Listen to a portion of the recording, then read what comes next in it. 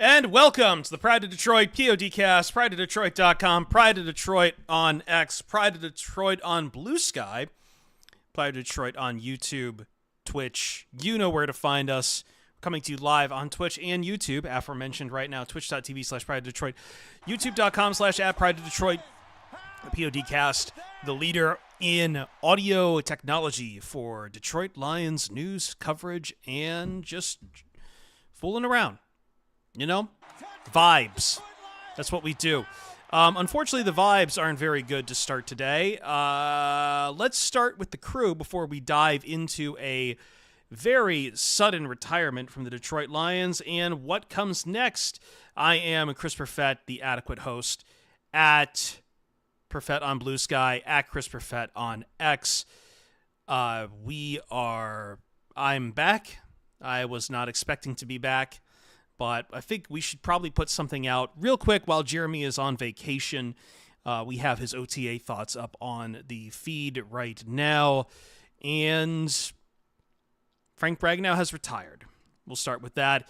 But it's a light week, so helping us to carry the load, John Whitaker, at Whitaker, our erstwhile companion, who shows up on streams and the prideofdetroit.com pages more often than not. Hi, John.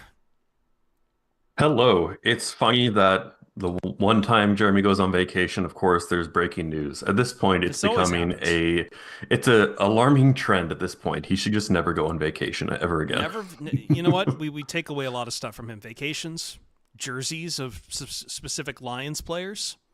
I don't know what Is he's he got allowed to be left. a fan anymore? No, no, not really. No. But, you know, we're media. We're not supposed to be fans anyway. So let's talk about what just happened, and we're going to dive right into it. Frank Ragnow, the Lions Center, announcing on Instagram on Monday, it is June 2nd, announcing on Instagram on Monday that he is retiring from the National Football League. I'm pulling up his full comments right now, but it was, he leaves behind a very big career, John. He says, quote, "The past couple of months have been very trying as I've come to realize that my football journey is ending and I am officially retiring from the NFL. I've tried to convince myself that I'm feeling good, but I'm not. And it's time to prioritize my health and my family's future. I have given this team everything I have and thought I had more to give, but the reality is I simply don't." So I don't want to move on too quickly. I know fans want to immediately start talking about what comes next, but I think there is a simple point in that you can look at Frank Ragnow's entire career and realize there is no replacing Frank Ragnow. And that's grim to think about, but there is no replacing a man who was battling ailments throughout a lot of his games, still managed to get 3 Pro Bowls, 2 AP second teams. Pro Football Focus, I think, ranked him at like 3rd, 1st, and 5th at his position through his years. Only missed really 4 games in spite of the nagging injuries that he had had. And with him under center, the Detroit Lions was anchored on the offensive line in a way that is very, very, really hard to replicate, as we'll figure out later on this podcast.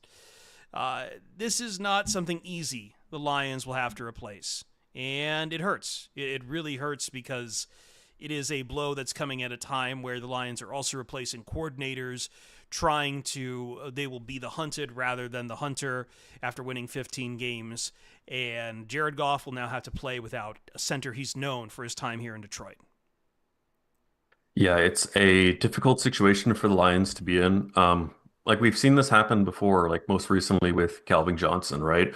Just over the years, injuries take his toll, and then he retires probably earlier than many of us expected.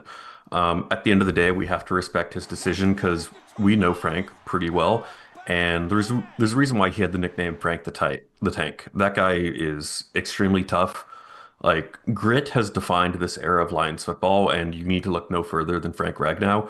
I mean, what was it? He got chopped in the throat one time and he couldn't talk and he was still playing in a game. Like that's an incredible feat for someone to do. And for him to hang up his cleats, it really says that he couldn't go any further. And like we always like to think about football players like, oh, what they're doing over the course of their career, but they're also people, right? And they want to have a healthy life post playing career. And if Frank wants to spend more time with his family and be in a better living condition, I mean, you can't fault him for that. And Yeah. at the end of the day, I think he leaves behind a pretty impressive resume with the Detroit Lions. And I think that's important to note. Like, we are talking about someone who's walking away for injury. I know there's some like fan speculation out there because I know going into this, Dan Campbell got asked about this, about like, Frank doesn't have a new contract, and it was being described as a holdout. I am not sure that that's a very fair way to talk about it now that we see this. But I think we can go ahead and clear up that this is not, because I've seen some people speculate, and like the speculation that this is over the contract is silly. First off, when you officially retire from the NFL, and I think he still has to put in retirement papers if he's going to officially retire, but it does cut you off from any kind of like future source of income for it. And also too, like, I think that just ignores the what we have known of the history of Frank Ragnow, because he had mulled this before. I believe at the end of the 2023 season, where he was talking about that he was like gonna sit and try to think about what he wanted his future in football to be, because he was already playing under a tremendous amount of pain at that point, and he decided to come back for 2024. He decided to come back. He got through this part of OTAs, of mini camps and everything, and look, man, there's an old adage about once you start thinking about retirement among players, you are retired. It's just a matter of when. And it caught up with Frank here. But I don't think it's about the money at all. And I've had some people say, is this something that could be fixed by the Lions dangling more money in front of him? No. I really do not think it's anything like that. It's been very public, the amount of pain he's played through. Playing offensive line in general is a painful position to play, and he was dealing with these nagging foot injuries, and I can think of nothing worse than constantly having to step onto a field of physical play with a foot that's just tearing hell on you the entire time. So I don't think it's about the money at all. It's been very clear that it was about the pain, it was about the health, full stop. Yeah. And like again, we have to fully respect his decision. And I think the Lions also knew that was coming too. Later on, we'll talk about kind of what the future is looking like. But I don't think it was something that was completely out of the blue. We had known for the past few years that, oh, there were some thoughts about him retiring. And I think kind of this offseason, we were optimistic that those had been kind of put to bed. I think there were some quotes about him saying he was feeling good. Just once you get back into that football schedule and you're actually going through the training, the workouts, the practices, you have to listen to what your body tells you. Yeah. And for him, given what he said in his announcement, like it wasn't up to snuff. And you have to respect that, right? At the end of the day. Yeah, and I think that's just kind of the tail end of it. Now on to, as far as replacing him, we'll mention what's going on with some of the guards in a second, but I did mention, like, really hard to replace him. I don't have the 2024 numbers here, but I did have someone, I think, in our Slack posted some Nate Tice numbers from 2023 at the end of that season that with and without Frank Ragnow on the field, the difference is night and day. In 2023, there was like yards per play. The Lions were third in the league. With Frank, success rate fourth in the league, tied for second in EPA per play. Without him, that dips to 13th, 29th, and 27th. Now, I think this will get into later about what we talk about when it comes to a question of, well, are you going to Graham Glasgow next for that? Because I believe those were with Graham in there playing center. But the point is that the Lions are due for a pretty tough fall off, and it's coming at a really bad time as NFL focus on pass rush kind of starts to shift towards the center of the line. It's all like everyone wants the Aaron Donald type of guy now. They want and have been trying to cultivate pass rush that doesn't come from the edges, but rather from a defensive tackle coming through the middle, which means putting more pressure on guards and centers. Without Frank, the Lions are kind of really in a tough spot. Now, I don't think there's a lot of teams like that right now that can do that to them in the NFC North. But Frank meant a hell of a lot to the Lions, both as a leader and as a contributor on the field. And no matter what we're going to be what we talk about as far as who's going to replace him, whether it's Graham Glasgow, rather it's Tate Ratledge, or Will Frazier, or Christian Mahogany, or any of these young guys they've been trying out at center. And I've been wondering why they've been trying out at center, and I guess we know why. But they're gonna. I don't know, man. This is kind of painting a bit bleaker picture for the Lions as they try to follow up last year. Well, you look at the identity of the Lions and what do they like? They like being physical in the trenches. And like it stops and starts with Frank Ragnow in the interior. A lot of our run game facilitated by great blocking from Ragnow. Honestly, the guard play next to him in the past few years, we've had some injuries. Like, oh, Jonah Jackson was hurt for a bit. You had guys like Dan Skipper or Corby Sorsdal playing at guard. And I think having a guy like Frank in the middle elevates their play. Now, all of a sudden, we already had some questions at guard after free agency this past year. Now we have another question at center. And all of a sudden, we have good tackles on the outside, but then the inside is a really important part of this offense. Like, The if Jared young, Goff is getting yes. pressure in his face, like how well is he going to fare? Because we all like to talk about, the Lions, they love running the ball, but if there's no room in the inside, teams are just going to start clanging for you guys bouncing it outside with Jahmyr Gibbs, right? So it kind of hurts part of their dynamic offense. And as we said, it's a really hard position to replace. The Lions have a few in-house options they're going to have to explore, but we won't really know until preseason or even the regular season. Right, and that's absolutely it's shot up to number one as the training camp storylines go. Like who's replacing Frank? Because right now, like you're looking at a sophomore, two rookies, and a veteran Graham Glasgow, and then after that, some UDFA guys. I don't think Brad. Like I'm already kind of seeing some of this stuff. I think the Lions did luck out in addressing interior offensive linemen during the draft, doubling down with both Miles Frazier and Tate Ratledge. But it's not. None of them are like traditional centers either. But also too, it's like it's kind of hard to know, and I'm sure like Glasgow's camp's not going to completely talk about retirement or not, because like just it's a tough spot to be in. But these kind of things happen to big teams. You just have to kind of roll with these kind of punches, no matter what. But yeah, there's no easy way to replace Frank right now, and in the meantime, there's a lot of stuff. You know what? I'm going to take a quick break here. I know this is going to be a bit of a shorter podcast for us, but I want to talk a little bit about I know a lot of people want to ask about the salary cap, so I'm going to do this real quick. I'm going to do Righteous Felon because Frank's got a lot of time to eat some Righteous Felon craft jerky and meat sticks. The jerky of the Pride of Detroit POD cast. Maybe they got to do a fish one in honor of Frank.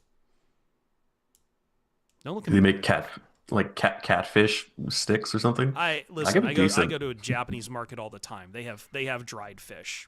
You telling me fish jerky can't be done? We can do it. We can do it. Damn it! Nice swordfish jerky.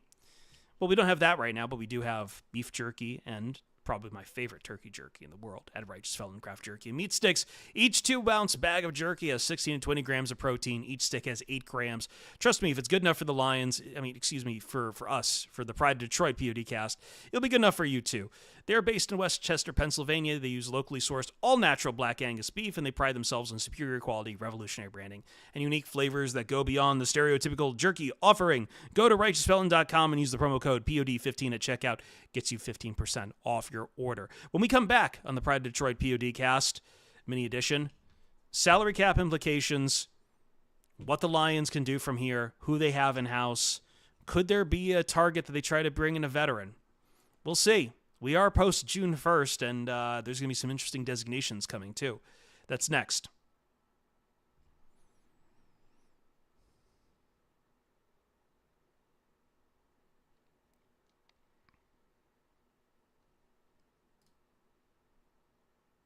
All right.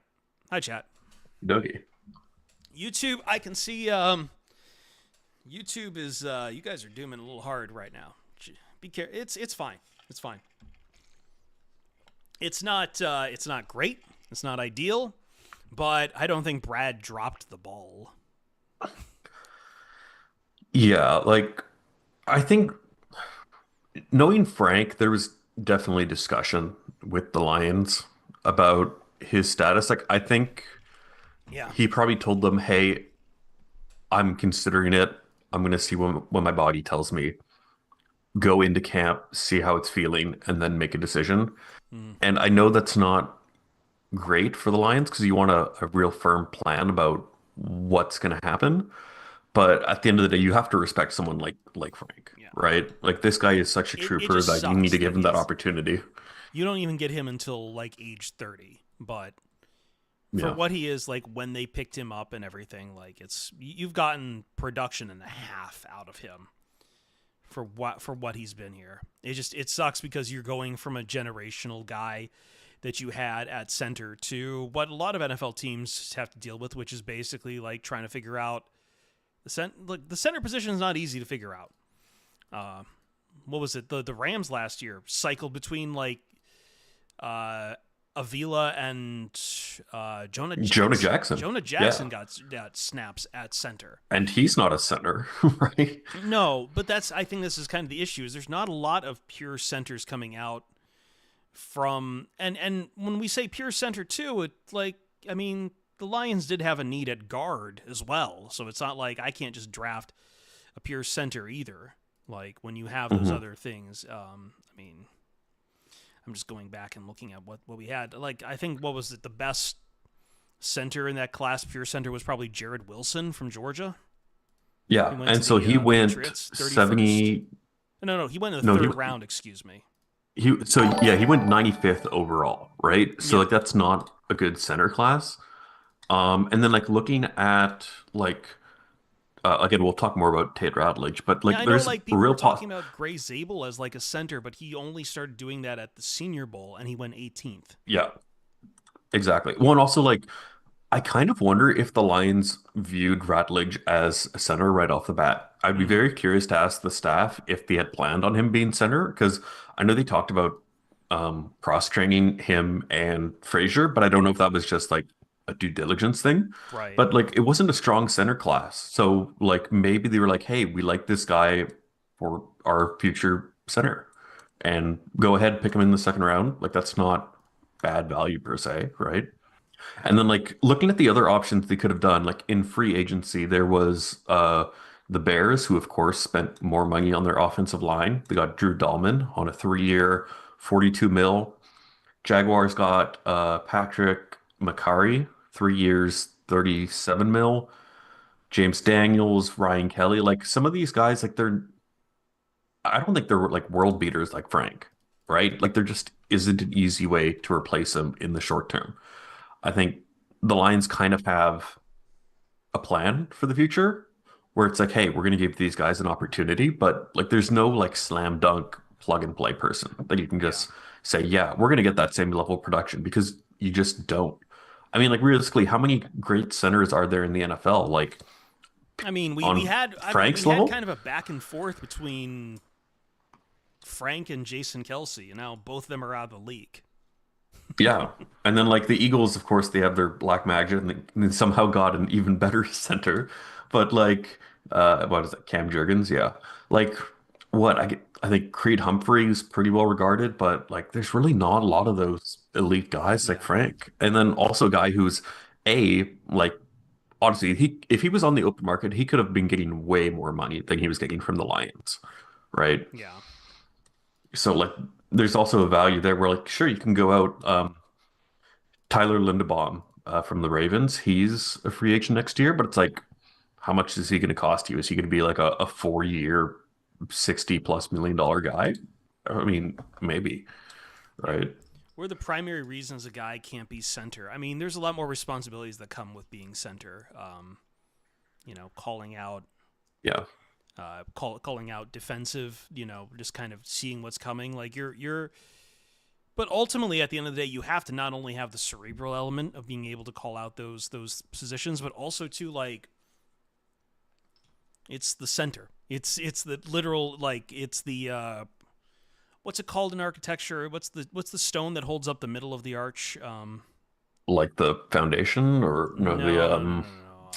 I don't know this. I probably should know this, but Anyway, for your metaphor, Either yeah. way, I like mean, on an arch, it's like on an arch. Either way, like it is Keystone, very Keystone, that's a good keystone, a word. Yeah, keystone. Like it's yeah, you're the keystone. Like it's yeah.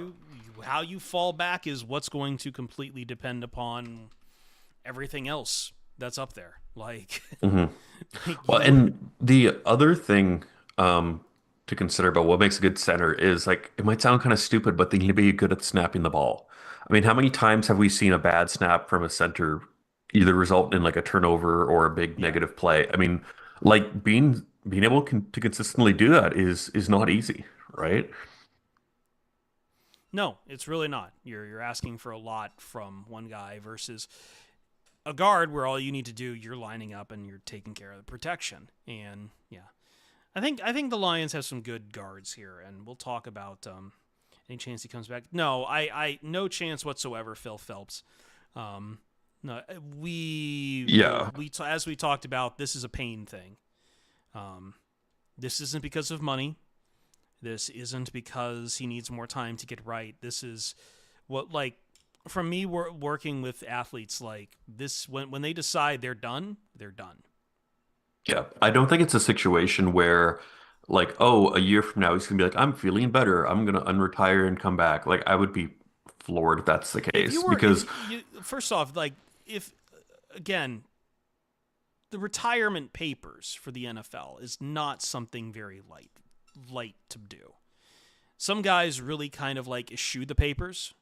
Like there was always a big thing about Calvin Johnson never put in his retirement papers. Retirement papers basically cut off a lot of things, including money still owed to you in some regards.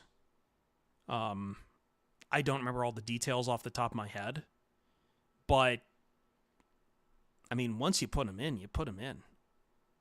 yeah, it's not like a Brett Favre situation here Yeah. where he's gonna unretire and just go through that saga. I mean, like I think I hope we see him in some capacity with the team. Like I have no clue if he has any interest in coaching, but I mean, considering that Hank Fraley, it seems like he's eventually going to get some kind of coordinator or head coaching job. It would be nice to have someone Mm-hmm. who can coach up the offensive line. And I know Frank's a smart dude. I know his teammates love him. If he was interested in a like assistant offensive line coach, I would throw that at him, no questions asked. Yeah. I don't care much about that stuff. That doesn't affect me right now as far as like the team or even speculating on guys being coaches. That's fun to think about, but it's not. I don't. Yeah. I'm just being straight up. Is like when someone asks me, if like, do you think Frank could be a coach? Like I don't care. I that's not. I can't see into his head, and I genuinely do not care. Nor do I think that's going to impact anything. Yeah, it's not a question for now. No. No, it is not. Boy.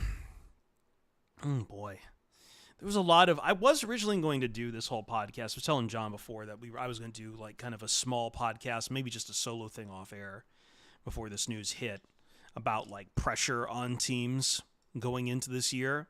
And ultimately I like scrapped the whole thing because I realized I'm dealing with Detroit sports fans, and I'm not saying this to knock on y'all, but you guys only think about your team. So like if me debating who has more pressure on them, the Detroit Lions or the San Francisco 49ers, is like utterly useless in the case of trying to talk about the Detroit Lions. Now, that's interesting to me as like an NFL topic. It's very interesting to me. It's very interesting to me the question of because I think that was the Bleacher Report because we used that on several shows this week. I think what was it Bleacher Report? Yeah. Was it? Might have been a CBS thing. It was yeah. But it was basically under the most pressure to win coming into the 2025 season. Oh man, I know this is sitting around. Oh yeah, I think it was. Whatever. Don't care. Don't care. I just know like Ross Tucker and a bunch of others like were talking about it, and I found the conversation fairly fascinating. Mostly because I found it fascinating because the Detroit Lions were on the top of a lot of things, but also a lot, as you know, I'm pretty sure a couple people, including I think Ross Tucker, pointed out, like, we're just going to ignore the 49ers just completely crapped themselves and now decided to pay all that money to Brock Purdy. I don't know. Yeah. Like, I feel like I get the call of, well, they lost both coordinators. And I get the call of, well, you won 15 games. But I think the Lions have some house money to play with for a while. I mean, I I also think already they saw. were a team Yeah. that was elevated by some of their players. Like again, I think Aaron Glenn did a great job. Ben Johnson did a great job, but sure, Chicago now has Ben Johnson, but they don't have Penei Sewell. They don't have Amon-Ra St. Brown. They don't have Sam Laporta. They don't have Jahmyr Gibbs. Like those are pieces that coordinators don't just take with them. They're still here in Detroit. They're still wearing Honolulu blue. And like I think based on how the Lions have run this team for the past few years under Brad Holmes, they're not a situation where it's like this one person is like the defining aspect of our team. It's a collaborative effort. Yeah. And I think John Morden, I think they're still going to have some familiarity even with the new offensive coordinator. And then Kelvin Shepard, he's been with the team for a few years now. I don't think they're going to miss too much of a beat in that regard. Yeah. It all comes down to whether or not the players slump. And that's really it. I don't think. I don't think like losing coordinator is nothing. But at the same time, I think that, I mean, look, I think the Lions, and this is something Lions fans are going to have to deal with in this new reality. Like, if they don't go to the playoffs this year, it doesn't mean tear it all down, and doesn't mean tear it all down. It just doesn't. Teams, as long as you hang around, as long as you got your core, you just keep going at it. Like the Rams have missed several years in the playoffs. Who cares? Who bleeping cares? They're still the Rams, right? Mm-hmm. So if the Lions miss a playoff year, who freaking cares? Like, I know the pressure will be on them. I know everyone will suddenly scream and go for the hills and think it's over already because Lions fans are just little scaredy cats half the time. Not all of you, but like there's a lot of you out there who still think that this ain't real, that you're just looking at an illusion that'll just vanish if you stop clapping. Like I don't, and I've just kind of thrown up my hands after like 2 losses last year. The kind of shit people would say, and it just kind of like, if I sound cranky, it's because of that. It's because, you know, I would just get barraged by the comments after a single loss, and it would just like, yeah, and already right now, like, I mean, I see people right now, even though Brad Holmes has not missed on a single high draft pick on a lot of this shit, it's this incessant, it's turned from Sorsdahl nitpicking into Brad Holmes keeps missing, doesn't understand what he's doing. Like, and it's the utter fucking negativity that's going to drive me out of doing this shit in the first place. Because there's a point where it just comes off as being like, you don't know what you're watching. You just don't know what you're like. Calm down. Calm the F down. Can we also acknowledge the Lions have gotten better every year under Dan Campbell and Brad Holmes? And like, but I think this is going to be that. They just ultimately can't do that. This is the first year that they're going to go backwards a bit, and I think that's fine. Like, look at their schedule; it's really tough. I think there are a few places where they've obviously taken a step back, but like, unless this team wins like 4 games next season, like I think things are going to be fine. I think really the level of panic, I would say there's a buffer window of about like even like even 9 wins I could maybe understand because it's a really tough schedule. Maybe have like a few growing pains from some of these younger guys. Like I don't see it as like, oh, if the season goes poorly, we need to blow everything up. Like that's just absurd at this point. And also it goes against everything the Lions have preached, which has been patience, right? Letting guys develop, right? Like if imagine if we fired Dan Campbell after his first season, right? You know what? I mean, we've seen teams do that, right? This idea that you're gonna have to blow it up, get rid of Brad Holmes, get rid of Dan Campbell, if you see 1 or 2 bad years, like I'm sorry, man, that's what got you fucking the fat fucking loser in the first place. I don't even remember his name. Matt Patricia. Like that's what got you that in the first place. Constantly thinking that like there's an easy 1-button fix Thankfully, this team doesn't think like scared, panicked radio people out there. Like they just like I hate to do this calm the f down thing because I feel like just a nag doing it, but I just get. I enjoy football as a party, and I understand sometimes there's just bad years for the party. I mean, like, for God's sakes, I had to listen to someone the other month like whine about the Pittsburgh Steelers and like, say that you don't want the Lions to be the Pittsburgh Steelers. They won't be the Pittsburgh Steelers. They won't be the Pittsburgh Steelers because you know why? Because the Pittsburgh Steelers have been doing exactly what you think about the Pittsburgh Steelers doing. They've been doing it for 10 years. You're not even close to be doing it for 10 years. You have a couple of down years. You're still not the Pittsburgh Steelers. You get to 10 wins and limp into the playoffs. You're still not the Pittsburgh Steelers. Context. I cannot make mortar without clay. There's a lot of teams that would love to be the Detroit Lions. I put out on Twitter that like I'm probably a little bit closer to the panic button than I was yesterday, but like I'm not full on like scared thinking this is going to be the end. I think it gives them a smaller window for error because all of a sudden if Penei Sewell gets injured, then your offensive line is suddenly not looking really good unless some of those new guys step up. He doesn't waste draft capital full state farms. You keep talking about that, I'm going to figure out how to ban you off the fucking YouTube. I'm just tired of seeing someone spam shit constantly. And I am a dictator. Jeremy's away. I will be the dictator. My other thing that I just feel like more people need to embrace is that it's not our money that we're spending. Like, we don't physically play for some of these teams. We don't physically own some of these teams. Like, at a certain point, you just need to like sit back and enjoy what's happening. Like, look at where the Lions are in this state. Like, they're in contention for one of the best teams in the league. We need to stop panicking about, oh, we're going to fall off a cliff, right? Like, at least enjoy some of it. You're going to take a step back. Like, logically, you're going to, like, by any definition, you're going to take a step back this year. You are. Yeah. You're not getting 15 games. You're not getting 15 wins again. That's why I kept saying at the time, enjoy it while you can, because there's no way no team is able to do 15-2 again. You just can't. Mercifully, at the same time, it also means by that logic, the Minnesota Vikings probably can't do 14-3 again and keep chasing you dog end to hell and back. Like, there's very few teams that can keep doing that year in and year out. And the Vikings, for whatever they are going to be basically doing a rookie quarterback. And I have very bad things to think about J.J. McCarthy. I have very bad things I think about him. Do not think he's... But you know what? Here, the nice thing is you've got Kevin O'Connell, which is a cheat sheet. Yeah. Anyway. Anything else that's been happening?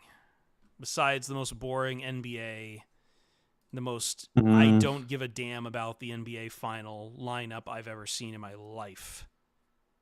Who is it? I legit have not paid attention Pacers to the NBA. and Thunder. Now, I have talked with some friends, and we do like talking about the Pacers do feel like one of those teams like the 2004 Pistons. Just a team that does well in spite of not having a really big star whatsoever. Like, Tyrese Halliburton isn't.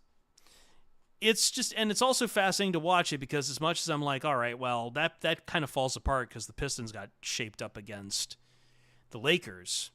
I'm starting to see a lot of people calling for like a gentleman's sweep by the Thunder in this series. That's a 4-1 sweep, right? Yes, yeah. Okay. I can't give much insight as I'm not a basketball guy, but SGA is Canadian, so that's cool at least. I think a lot of people in Detroit are happy that New York did not advance. I think that's a good one.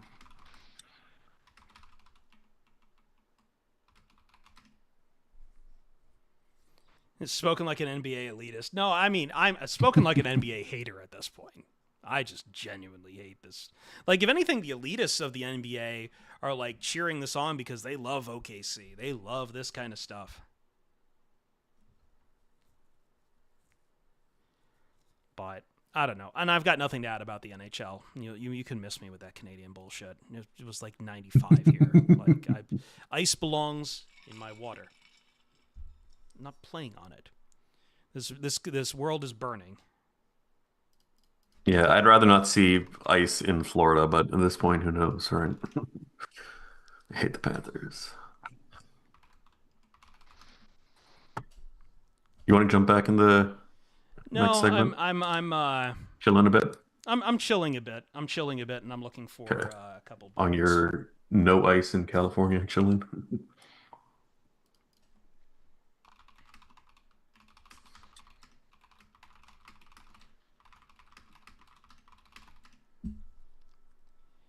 I mean, we could talk about the Tigers. I don't know. I like taking a Yeah. break to decompress.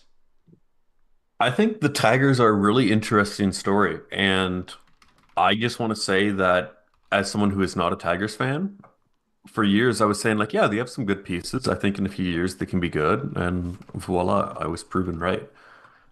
It's nice to see Torque finally get in the swing of things, literally. Skubal is just incredible. I mean, I think he's probably a Cy Young front runner again, if I'm not mistaken. Yeah, yeah. I just wanted to see them spend money and sign him. Yeah.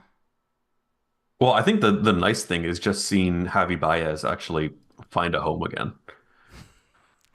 Javi Baez actually swinging where Tigers were at 5-year-old prize. He's he's swinging at a ball in the same area code. Hmm.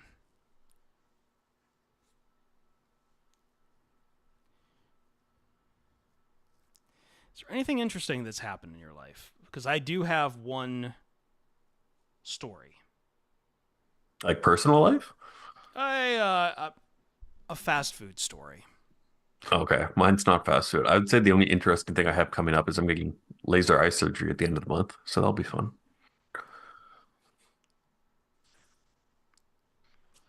Or went to 4-1. Um.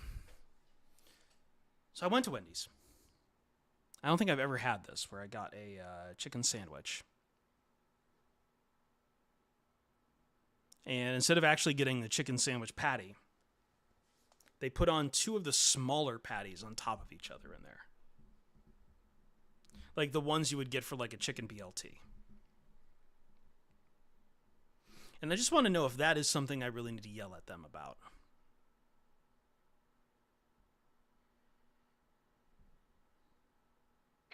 I wish I could offer more insight, but I haven't been to an American Wendy's No, before, no. and I have no So clue how like it right. So compares. you got like, I get the classic chicken sandwich, and that's supposed to be a Yeah, chicken breast that's fried, right? let me And see what's instead they on it. must have been Wendy's out. So they put two of like the mincemeat chicken patties on top of each other in there in its Hmm. place. Now this Wendy's has not been above weird substitutions before. Because what I got last time, a while back, one time I got a breakfast burrito from them that did not have sausage in it, and instead of breakfast potatoes in it, it was eggs and French fries. Ugh. What? Yeah, That's yeah, yeah. nasty. I, so I've so had it's good two of and the. bad success from Wendy's. Yeah, Like I don't want to I've know what's had in the Chili's where pack in the chili pack-a-fist. I really don't want to oh know what's in the no, fucking that's chili. where the rats go. I've had hit and miss. Some Wendy's, I find the locations are really great. Like, oh, I had my food be delayed for 5 minutes and they've given me a free Frosty. Or others where uh, I think we ordered like two hamburgers and they gave us one, and then they refused to acknowledge that they only gave us one, even though we had the receipt that said two. Stupid sometimes. Wonderful. Anyway, we can get back into it. On that note, it isn't a podcast without talking about food at least once. Yeah, I mean, I like my breaks. I do not like just talking about the same thing for like an hour. I lose interest. Yeah, especially when it's sad Curry football did that news. to you, Silver Rush. Jeez. Yeah, it is. It is franchises, but yeah. Hmm. It's also hard to compare Canadian versus American because I think there are some restaurants where the food is pretty similar There's between don't I was countries. gonna say, doesn't Wendy's own Tim Hortons up there or something? Um, I think so, but I think like Tim Hortons in general got bought by um Who owned it? Let's see. Oh, it's like Burger King. Yeah, so it's a company that owns Burger King, Tim Hortons, Popeyes. I think I think it's also in the States then, if I'm not Hmm. mistaken. Yeah, I mean Tim Hortons has shit the bed recently. I mean, Well, not no, even we don't recently, have for any the past down few here. years. Don't have any around here. Tim Hortons? You don't have any in Michigan? Where do I live, John? Oh, you're in Cali. Never mind, I forgot. Where do I live? I forgot about that. I should You even I don't know. mentioned it earlier. We do have Dutch Bros, though. I might, We do have Dutch Brothers. can't say I've heard of that. I actually haven't gone to them yet. Mostly because they're just nowhere near the valley. Think like the closest one to me as a Dutch Brothers is like over in like Irwindale or some shit. What's that good burger joint that from California? Oh, Um, In and Out. In and Out. I'm trying to Yeah. remember if there were any in Canada. I can't remember if they expanded yet. In and Out. So the trick with In and Out is I think a lot of people get disappointed with In and Out because they see it and it's like, oh, this is just a regular hamburger place. I don't know. I don't understand why the what the big fuss is. But it's like the simplicity is the point. You go in, you Mm, get a double double, maybe animal style. It's a long ass line, but the fries are good, the burger's good, the shakes are good, and you know what? It's got the Thousand Island dressing, and that's all that matters. yeah, no In But and Out in Canada, it looks like. I think yeah, as someone who obviously hasn't had In and Out, I always get it mixed up with Five Guys, which is here in Canada. But Five Guys I find is the hit or fries the miss. fries are kind of I'm not gonna straight call them trash. How am I not myself? But I don't usually get the fries. Like if someone's offering me fries with animal style, like yeah, I'll go for them. But usually I'm just getting a burger and a shake. But I think that's true of me everywhere. Like I'm just not. The trick with the fries is like they go cold fast, Yeah, I which is find that yeah. I just unless your don't usually restaurant get is like fries. unless your restaurant is really known for fries, I will just go for a small or something because like honestly, a lot of times it's extra food I don't really Just need carbs. or enjoy that much.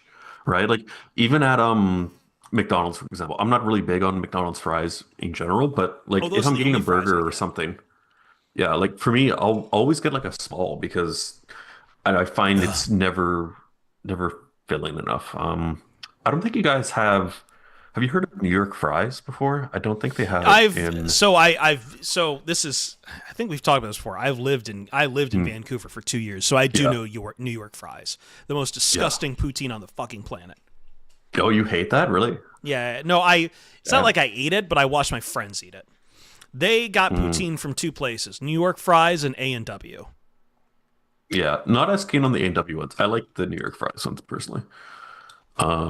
But like here in Canada, like almost every fast food restaurant is gonna have poutine. Like Mm, McDonald's, you can get it, Wendy's, you can get it, and like some of them are just nasty, I gotta say. The McDonald's poutine I find is just mm. horrible.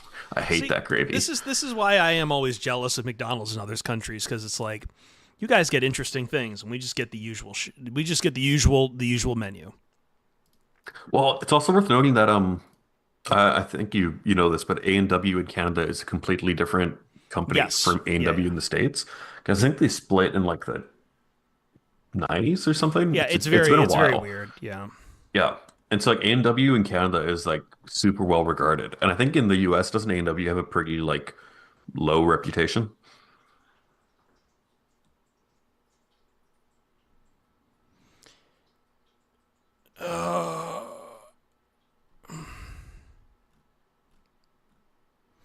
Sorry, I'm just kind of stretching out a little bit. We can get back into it. Go for it. I I like just having want to my say break. I'm sorry. Motown Mix said we should call Tesla Vanillatron. I Vanillatron? just, Well, he's got to earn that I first. just, I just, oh my God. For one, that just makes me think of Vanilla Ice, which is like I don't want that. And then, Actually, the main part of it is like, go New York, go New York, go New York. This is something mhm. that they did back in like the 90s or whatever. And I've been Oh, hang on, trying to. the Twitch stream just went down. Did it go down? Yeah, I don't see any dropped frames. Attempted to reconnect. Okay. Yeah, we'll wait for it to get back. So. Okay, we'll hold that thought. Yeah. We're still on YouTube right now, but we'll. This is the YouTube exclusive section. Oh God, that's terrifying. I think we're back. I think we're back. I think we're back. We're live now. Yeah. Okay. Don't know what happened. It was me singing "Go New York Go." It just immediately crashed it. The point that I've been trying to make on it is that is apparently ripping off Vanilla Ice of a song he did for Teenage Mutant Ninja Turtles 2. Yeah, it rings a bell when you said it like that. There was a song in that, because I know this because I watched this movie a lot as a kid, but there was a song in there called "Go Ninja, Go Ninja, Go Ninja," saying like, I will find them for you later, and I will line them up, and you can make your own choice, your own decision. Anyway, let's get back into it. I've said that like 8 times now. No. We're jumping back into it. No, I want to say that I would like to be out of here by 3 o'clock if possible. So, yeah. Cool.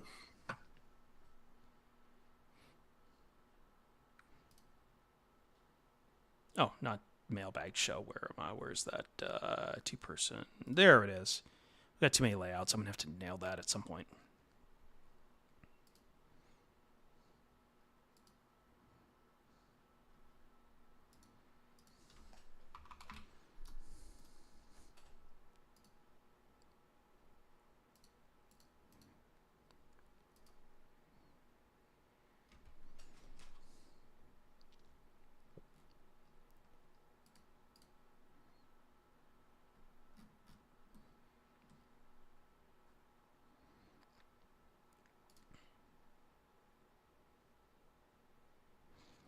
Pride of Detroit PODcast. John Whitaker with me here as we talk about Frank Ragnow's retirement. I want to talk about what comes next. Now, I believe you had a lot of the numbers.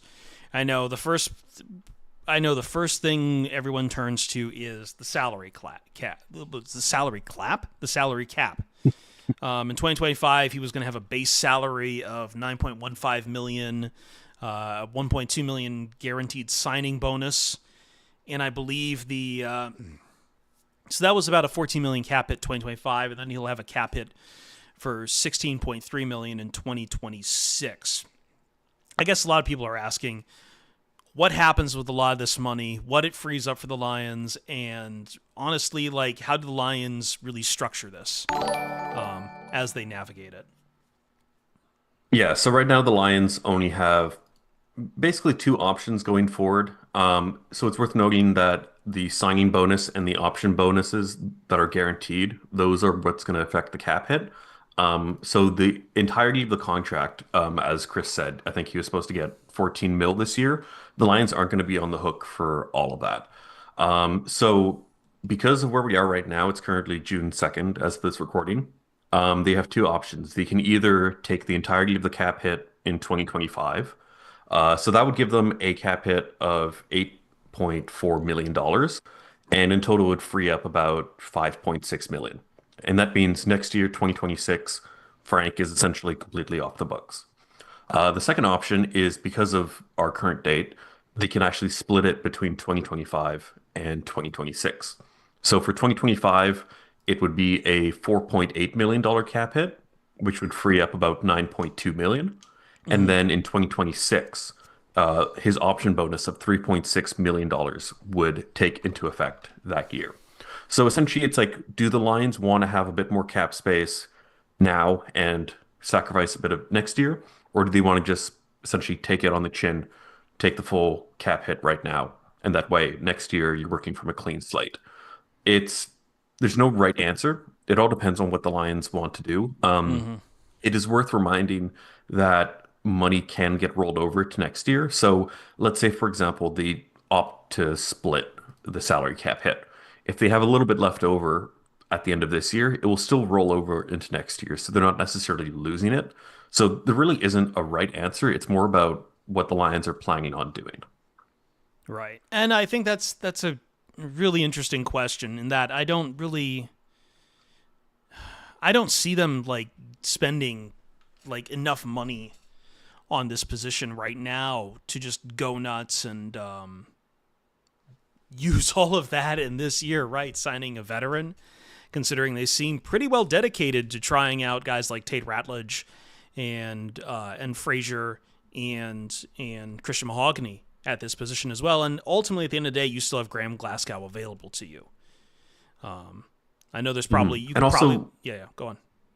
like looking at the free agents available, like right now it's June. You're just not going to find a elite level center to replace him. Like free agency is something that would have been done back in, well, March when it first Yeah, happened. And even then, it wasn't a great free agency class. Like I think the most money that got shelled out was by the Bears getting a new center for themselves, and we've seen them shell out a lot of cash this offseason.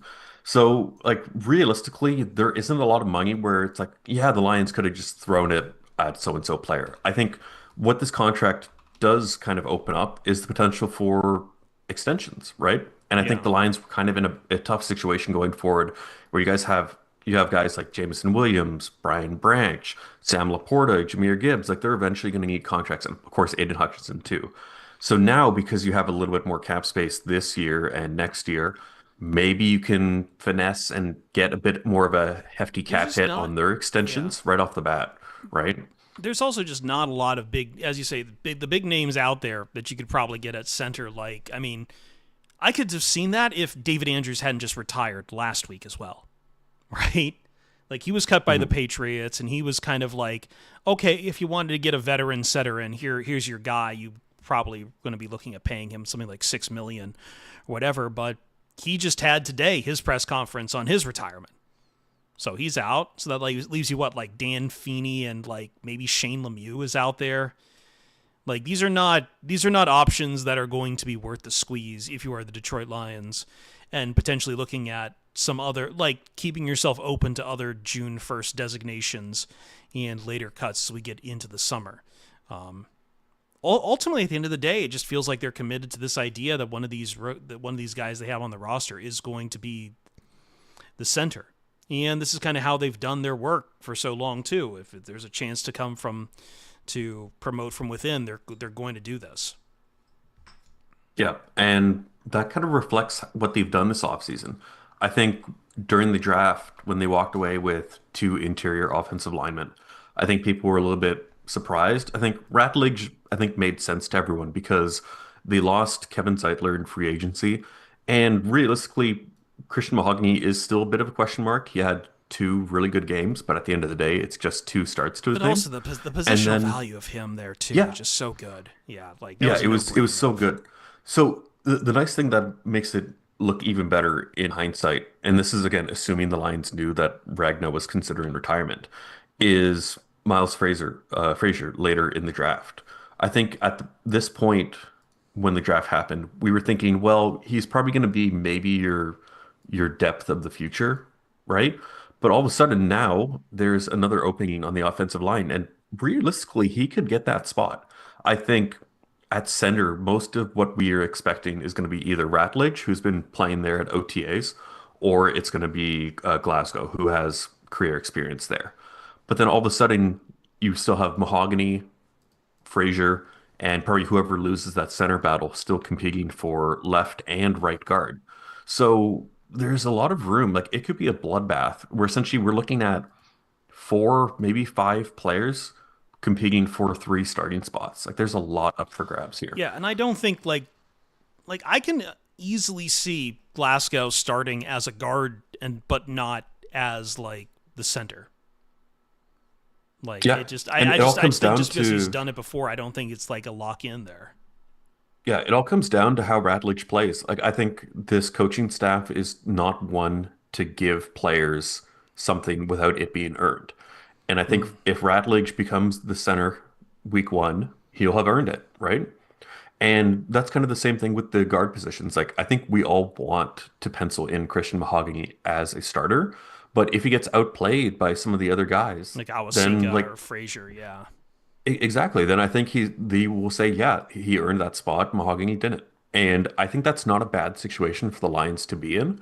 I think the biggest concern is that you have a lot of unknowns on the offensive line. And for what the Lions want out of this season, which, let's be honest, it's a Super Bowl run, is that something you feel comfortable with? No, and I don't think I am like fully comfortable with it. I just don't think there's any alternatives at this point. It's kind of why I've been of this belief that like as much as the Lions have this Super Bowl window that they're going for, this next coming year is like this provides a very unique challenge for the Lions. Their identity of their team has been the offensive line, and they still have a lot of that personnel, but losing Frank Ragnow really opens up a massive hole that they were already trying to fix in the interior, and this just kind of puts more pressure on it. It basically you go from like maybe one guard being the point, one guard position being your contention point as far as pressure to well now suddenly we've got to figure out left guard, center, and right guard all in one off season, all post OTAs. You have to figure out now three starting positions. Yeah, That's yeah. it's a tough situation. Well, I think looking at OTAs, again, like it's not week one of the regular season, but you can still kind of get some insight. Yeah. I think they had Mahogany and then Ratledge exclusively at center, and then they had Glasgow at right guard, I think it was. So I think kind of going into training camp, that's probably the blueprint. And I think they're just going to give guys opportunity to move up and down that depth chart by winning battles. And again, like there's no right answer for the Lions here because looking at where they were, there just weren't that many ways to replace an elite talent like Frank Ragnow. And looking at the NFL draft, look at the top centers who are available. One of them was Gray Zabel, who literally just played center at, I think it was the Senior The Bowl. Senior Bowl, And all of yes. a sudden people were like, yeah, you're the top center in the class. Okay, there's a guy with basically no experience. The first true center to get drafted was I think it was by the Patriots question mark? Yeah, it was by the Patriots. It Yeah, was and it was a third 95th rounder. overall.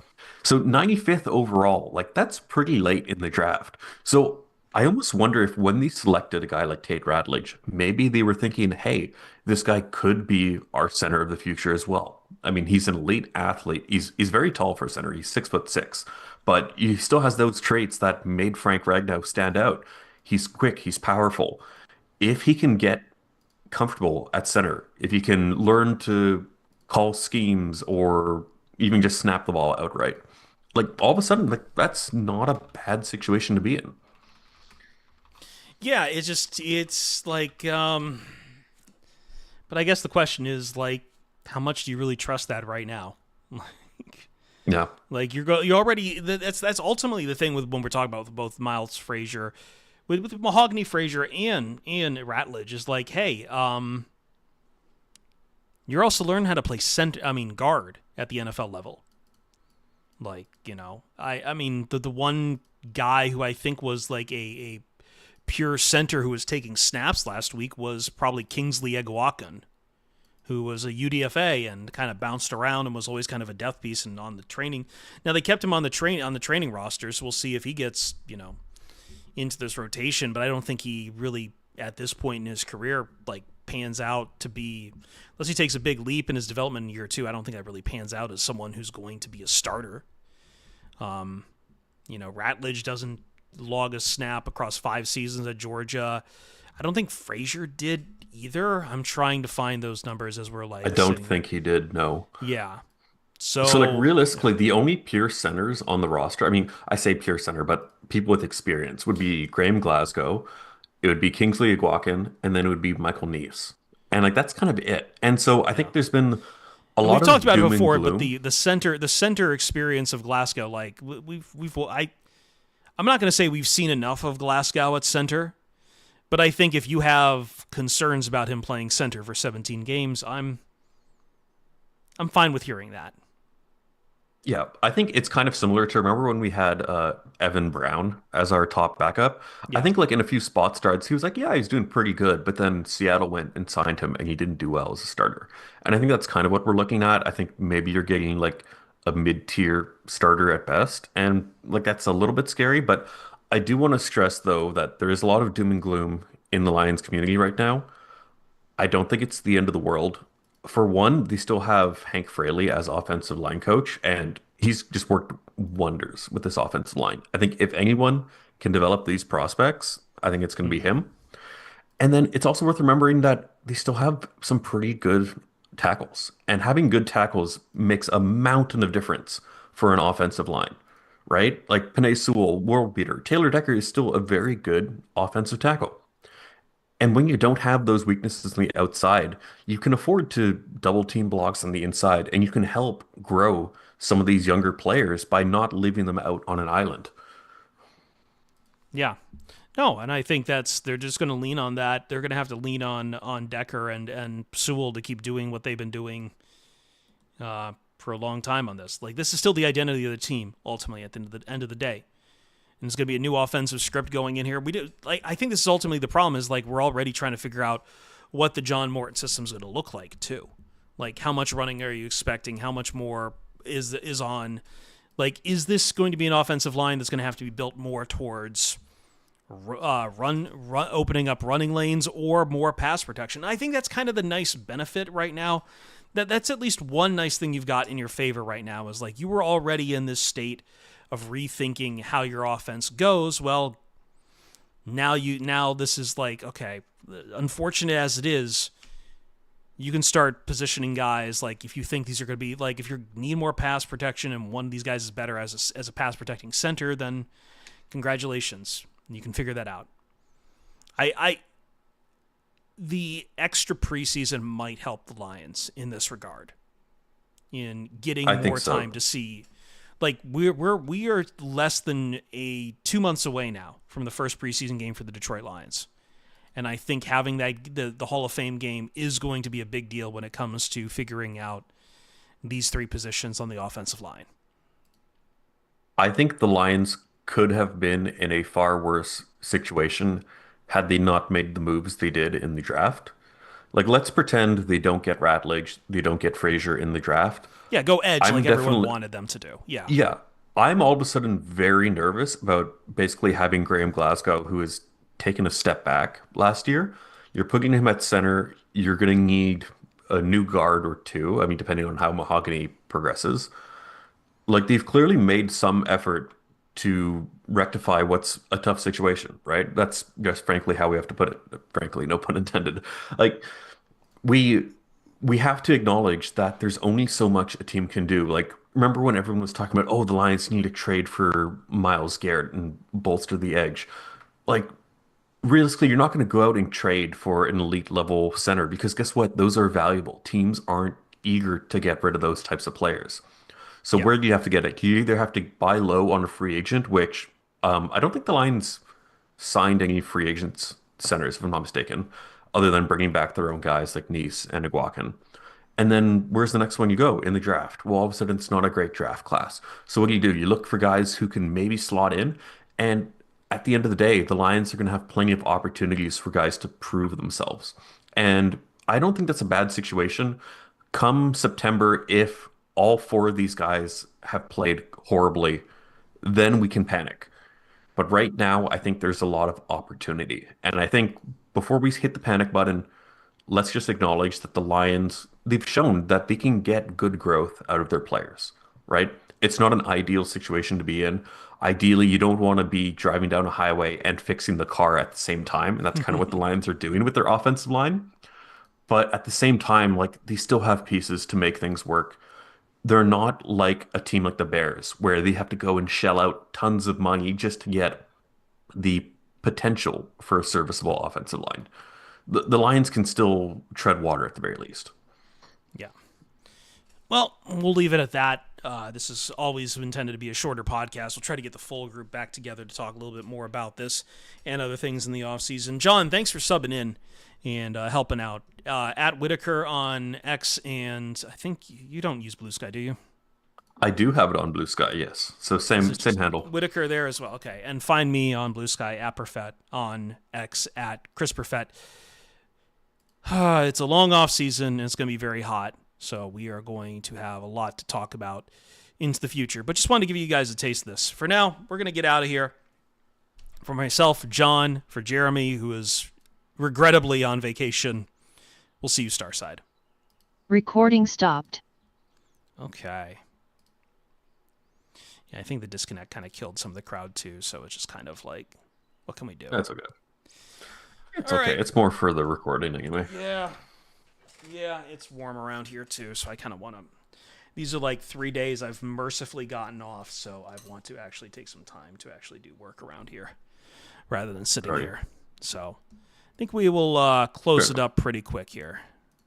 Yeah. I gotta run pretty soon too, Yeah, so yeah. I'll Let me make it just brief. scan here real quick. Okay, no, we're good. We're just going to just sign off the stream. Thanks, everyone. See you next time.